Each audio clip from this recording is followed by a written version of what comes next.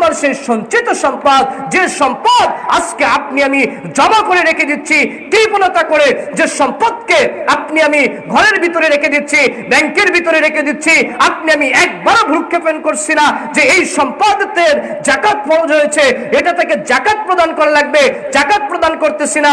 এই সম্পদ কিয়ামতের দিন বিজদার সাথে এভাবে আপনার আমার এইবার একবার কামড় দিবে, এইবার একবার কামড় দিয়ে বলবে আমি সেই সম্পদ, আমি তোমার সেই সঞ্চিত সম্পদ। এখন কেমন লাগে দেখো, যে সম্পদকে যাকাত প্রদান করতেছি না, এই সম্পদ কিয়ামতের দিন আপনার আমার সামনে হাজির হবে। হাজির হয়ে এই সম্পদকে আল্লাহ সুবহানাহু ওয়া তাআলা আগুন বানিয়ে দিবেন। আগুন বানিয়ে দিয়ে আপনার আমার এই সামনে, আপনার আমার পিছনে, আপনার আমার শরীরের অঙ্গ প্রত্যঙ্গে আপনার আমার এই সম্পদ আগুন দিয়ে এভাবে শরীরের প্রতি লাগানো হবে, উত্তপ্ত করা হবে, আর বলা হবে এটাই তোমার সেই সম্পদ, আমি তোমার সেই সঞ্চিত সম্পদ, আমি তোমার সেই গচ্ছিত সম্পদ, এখন স্বাদ আস্বাদন করো। এখন কেমন লাগে বোঝার চেষ্টা করুন। আল্লাহ সুবহানাহু ওয়া তাআলা চাইলে তো শুধু শাস্তি দিয়ে দিতে পারতেন, যে জাহান্নামের আগুনে দিয়ে দিতেন, আল্লাহ সুবহানাহু ওয়া তাআলা তাকে এভাবে শাস্তি দিতেন। কিন্তু আল্লাহ সুবহানাহু ওয়া তাআলা সূরাতুল তাওবার ভিতরে স্বয়ং তিনি এভাবে কেন বললেন যে এবার একটু স্বাদটা আস্বাদন করে দেখো? কেন বললেন? আপনার আমার এটা একটি অপমানসূচক শব্দ। কারণ আপনার আমার যে সম্পদ যেটা আসবে, এই সম্পদকে আল্লাহ সুবহানাহু ওয়া তাআলা কিয়ামতের দিন আপনার ওই সম্পদ তো আপনাকে আমাকে সম্পদ দিয়ে আগুন দিয়ে তো শাস্তি দিচ্ছে, তারপরে আবার বলবে একটু আস্বাদন করে দেখো, একটু স্বাদ নিয়ে দেখো।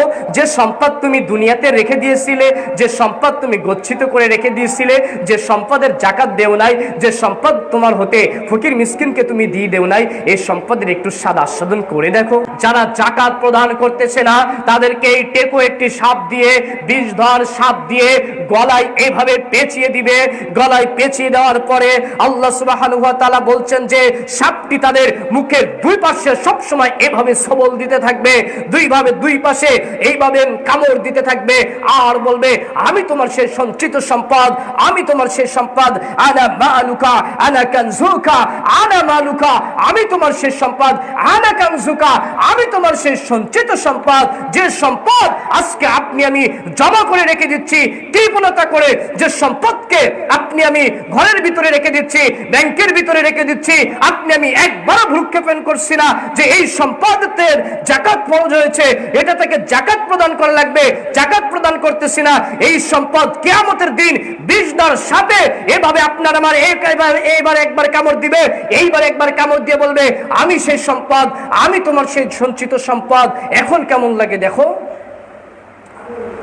এই সম্পদ, যে সম্পদকে ভালোবেসে আপনি আমি আজকে কৃপণতা করতেছি, যে সম্পদ গড়ার জন্য হালাল হারাম একবারও আপনি আমি বেছে দেখি না, এই সম্পদ এভাবে আপনাকে আমাকে কিয়ামতের দিন এভাবে শাস্তি প্রদান করবে।